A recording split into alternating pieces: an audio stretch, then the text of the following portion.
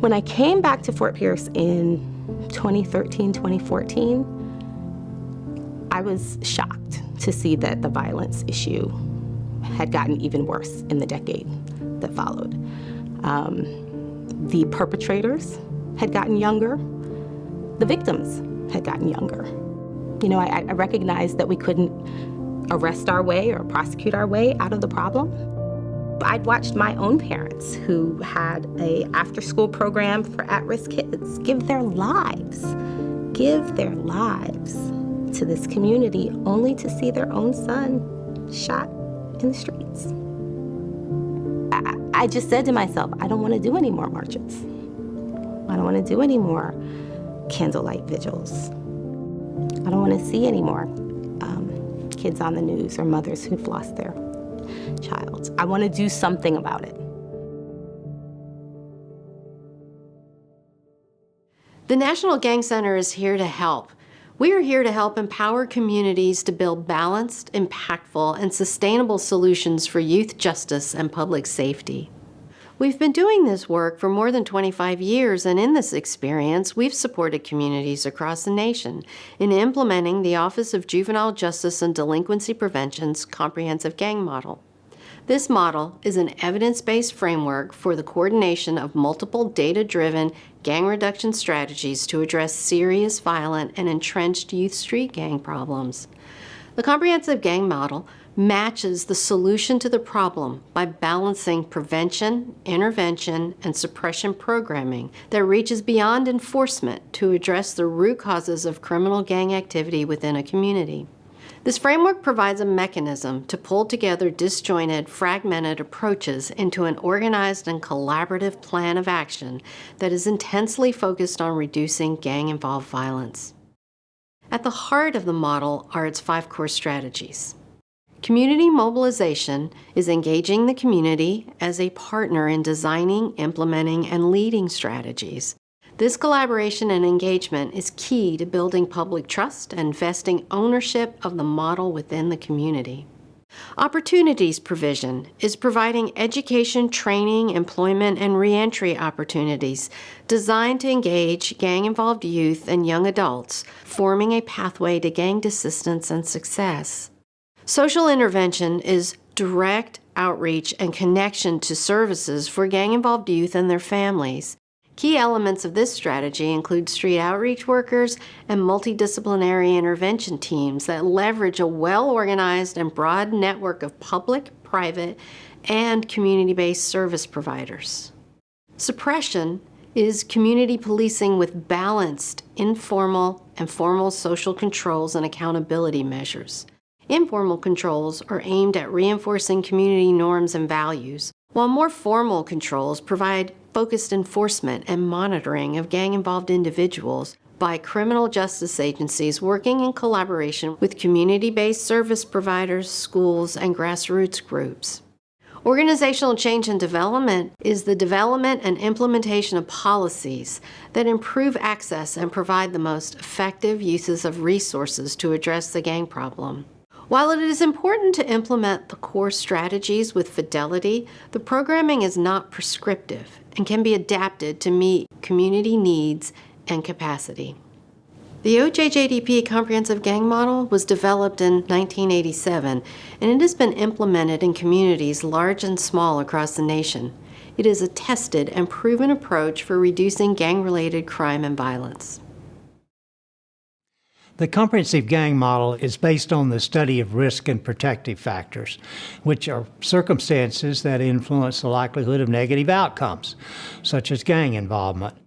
These risk and protective factors span several domains of youth development, including family, school, peers, individual, and community. There's no single risk factor that can reliably predict gang involvement, though. Rather, it is an accumulation of risk factors in multiple domains that greatly increases the risk of gang joining. For example, the process of gang involvement can begin as early as 3 years of age with conduct problems. If these are not corrected, it can lead to barriers to school success and eventually toward a pathway of delinquency and gang involvement.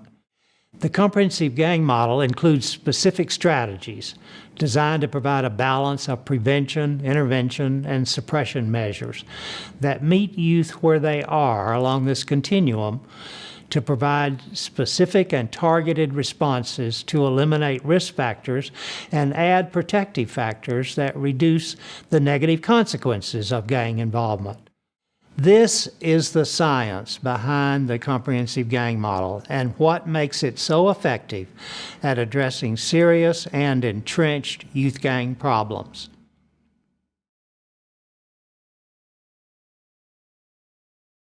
I was about 8 years old, and I remember sitting outside the parking lot, hanging out with one of my closest friends at the time. And he had the Nike Cortez, the gangster Nikes on. And I was like, man, how do I get some of those shoes? And I remember him telling me, well, my brother bought these for me, but there's only one way you can wear these shoes if it's your part of the neighborhood.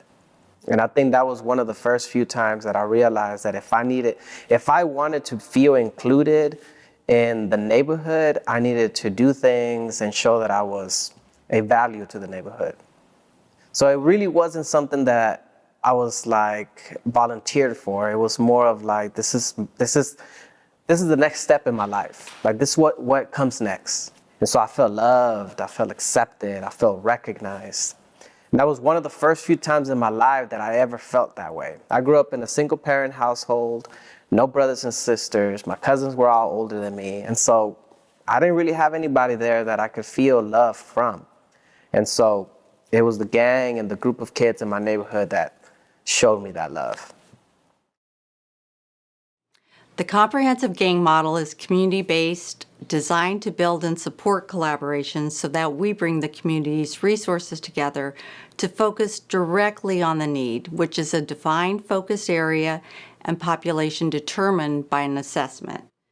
In the model, a steering committee is comprised of public, private, and community leaders who can affect policy and create system-level changes. Membership should include leaders from youth service organizations, schools, health and social service agencies, employment services, probation, parole, local government leaders, faith-based organizations, community leaders, and law enforcement.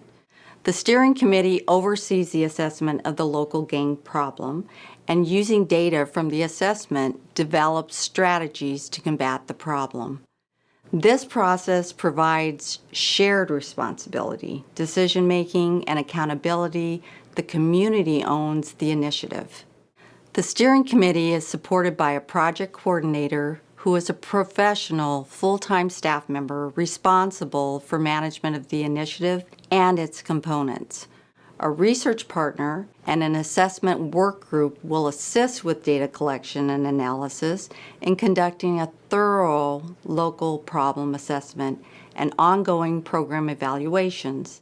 And a lead agency does not assume control of the project, but will provide administrative support and structure.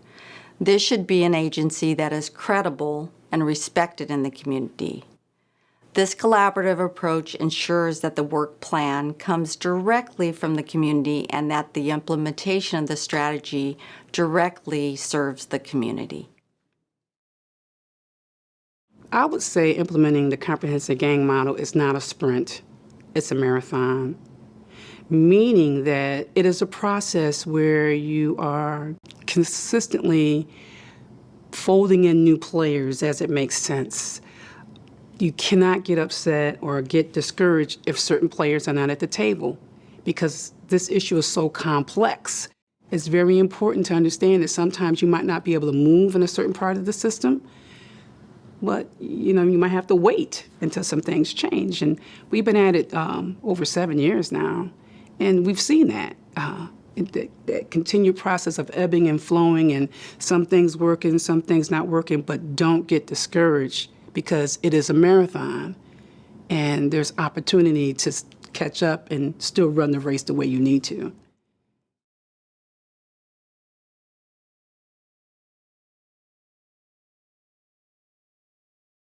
The comprehensive gang model had came down to St. Lucie County, And I was asked by Ms. Shanique Manor, would I be able to participate in some surveying through the soil outreach.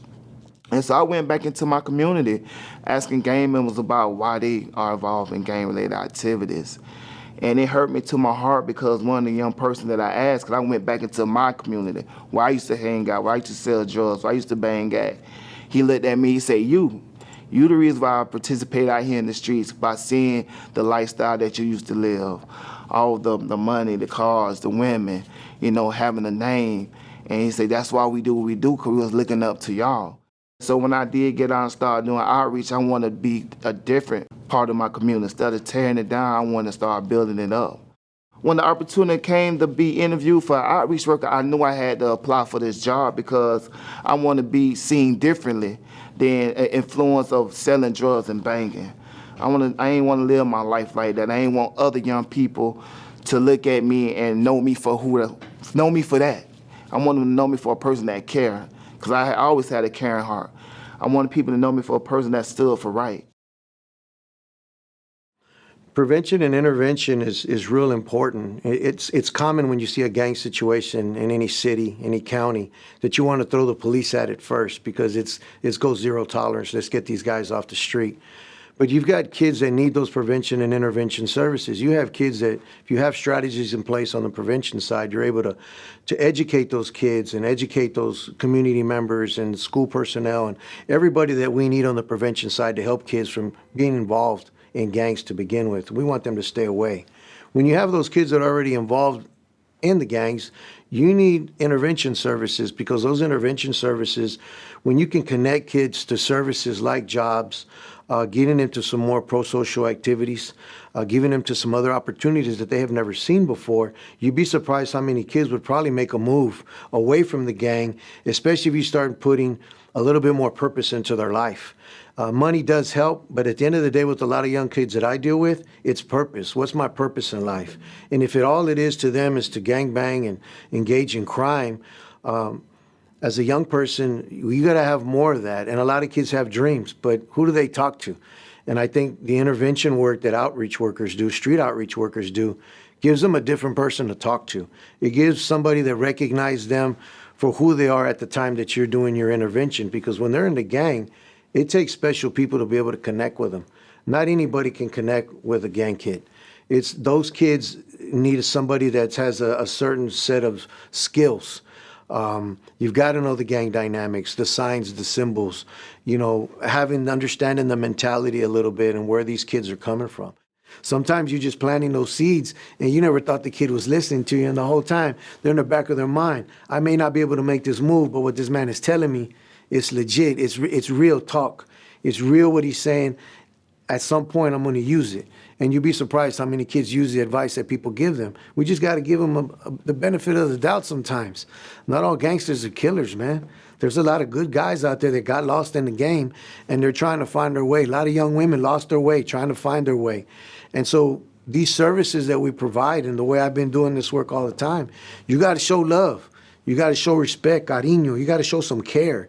When you show that you care and you show love, man, these kids, they don't get that. So when they see it, they've been wanting it forever, but who they going to tell that to? They're not going to tell people all that. That's sensitive stuff. We don't get into feelings, sir. I ain't about my feelings. But when you get in there and you start working them and you start doing the intervention work and you break down who they really are, man, they broken. They hurt. Their heart's broken. And you got to build that back up. It's gratifying when you see a kid that don't think nothing about himself and then he becomes somebody. That's the ultimate. I'm wearing my colors, my Dickies, and my bandana over my forehead, and then my homeboy is doing the same thing. And then we see this SUV pull over to the side, and then a lady gets out of the driver's seat, and my friend is like, "Oh shit, that's my probation officer." And so he takes his bandana off, and then Victor gets out of the passenger seat, and I'm just like, "Oh shit, that's Victor." So I take my bandana off, not because I was in trouble or anything, but because I just felt like I wanted to show him some respect, right? And so I took my bandana off and I just put it in my back pocket. We had a little conversation there. My homeboy was more in trouble than I was. I really was just like, I don't care, just Victor, like, it's good to run into him again. He asked me how I was doing, how things going at home. And he just kind of reminded me that he's still there, right? He's still around and he still cares. If it wasn't for people like him, I don't know where I would be at. I think him approaching me that day and giving me his business card really allowed me to understand that there are people out there that truly care for people like me that were in gangs or are in gangs. My name is Angel Ponce, and I'm the director of the Mayor's Office for People with Disabilities in the City of Houston. Within the framework of the model, the intervention team is the primary mechanism for delivering intervention services to youth that are heavily involved in gangs. This multidisciplinary team is composed of representatives from law enforcement, probation, social services, schools, employment services, and street outreach. The intervention team's primary role is to create a gang disengagement plan and link youth and their families to needed services. Through a team-based case management approach, coordinated services are matched to the youth based on their specific risk and needs. The team meets regularly to evaluate client case progress, which reinforces the accountability from both the service providers and the youth. This multidisciplinary approach brings partners together to provide intensive intervention services aimed towards reducing gang involvement and making our communities safer. Street outreach is hard work, but it's definitely rewarding, especially if you've seen the dark and ugly side of gang violence. Once you experience that, and then to be in a role where you have the opportunity to go out there and help young people and get them down a different path, it's definitely rewarding. So that outweighs the hard work when you start seeing those, what we call magical moments, where it clicks with these young people and they just start really seeing the light to go in a different direction. Working with outreach work, it was like a second friend until it started getting closer. It felt like family. Then it felt like somebody was always going to be there. He's put me in front of different people. He gave me different programs, different paths, different resources. He threw a whole bunch of resources in front of me. I've turned down a lot, messed up a lot, but some of them I got right with, kept in mind, and I followed the right path. Every time I got locked up, he was always there. Nobody was there for me. I didn't get no phone calls, sometimes from my homeboys, but it would be like this and that. But he was always there with something positive, something to help me when I get out, something like better for me. Right now I'm at that playing field, just like I feel like a normal kid now. But at the same time, still my past always gonna affect me, but I always focus on the playing field in front of me now. Entrenched and serious youth gang violence is a complex problem that requires a comprehensive, organized, and well-informed approach. Following the model's implementation steps allows communities to assess their unique circumstances, build community collaboration, and identify the resources and services needed to deliver an effective response. To begin the process, a community must first acknowledge that it has a gang problem. Then, as public attention and political will builds, establish a steering committee made up of a dedicated group of policymakers and community leaders to guide the process. Then, conduct a thorough community-wide gang assessment to fully understand the nature and scope of the problem in the community.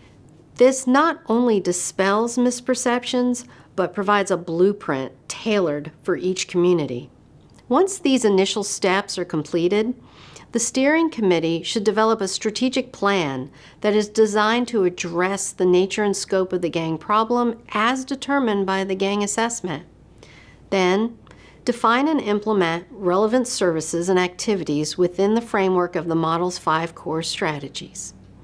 And establish a multidisciplinary intervention team to provide unified services to gang-involved youth and their families.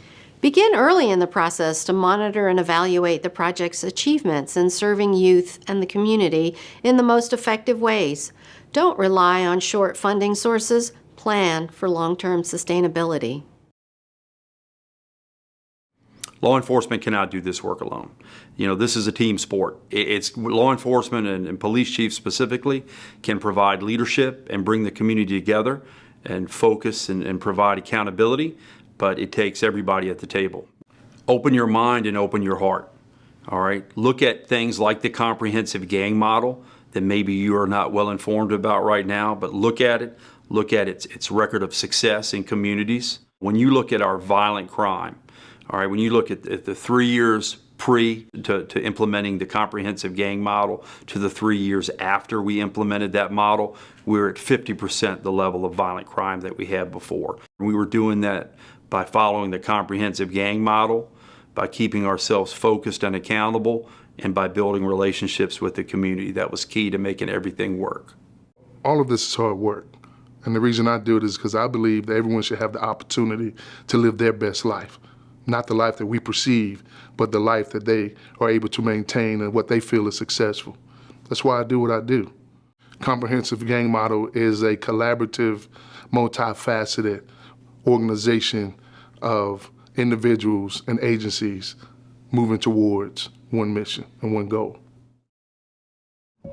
It's incredible for me because I see our community meeting this need, working together, addressing this issue in a coordinated, effective way. We've had some kids get locked up. We've had some kids get killed. But we have saved so many young people that without the program, they wouldn't have had the opportunity, you know. Part of being a traumatized person is feeling powerless. Part of being a traumatized community is feeling powerless. And so when you are given a tool, in this case for us it was the model, to help you take back your power as a community and personally, you know, I think about how things might have been different if there was a model back when my brothers were involved. I think about how things might have been different if the community was on the same page and it wasn't just people out there trying to do the work and, you know, hitting up against barriers and not having enough resources, but the community coordination I'm very, very proud of. OJJDP's National Gang Center provides cost-free resources to communities implementing the comprehensive gang model. These resources can be accessed on the National Gang Center's website. Resources include a guide to assessing your community's youth gang problem, which is a blueprint for conducting an in-depth assessment of the gang problem in the community and contains useful tools for the assessment process. Planning for Implementation is a guide to implementing the comprehensive gang model. The Strategic Planning Tool is an internet-accessible tool that provides information about effective and promising programs that address risk factors affecting youth. The tool also provides a database to store and correlate information about resources in communities. For more information, please contact the National Gang Center.